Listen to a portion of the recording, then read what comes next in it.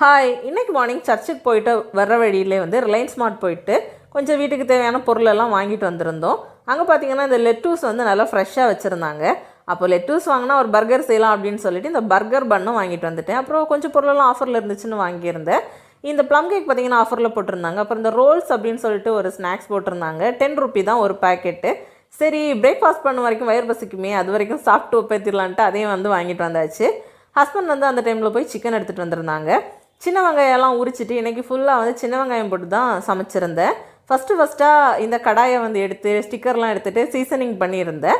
இந்த கடாய் பற்றின ரிவ்யூவெல்லாம் ஆல்ரெடி வந்து ஒரு வீடியோவாக போட்டிருக்கிறேன். நான் லிங்க் வந்து நம்ம சேனல் நேம் கீழே கொடுக்குறேன். பார்க்காதவங்க கண்டிப்பாக செக் பண்ணி பாருங்கள், உங்களுக்கு யூஸ்ஃபுல்லாக இருக்கும்.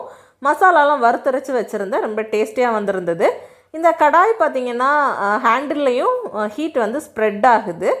அப்புறம் சூப்பராக வந்து சிக்கன் குழம்பு ரெடி ஆகிடுச்சு. சாப்பாடோட வச்சு சூப்பராக சாப்பிட்டாச்சு. இன்னொரு மீட் பண்ணுறேன்.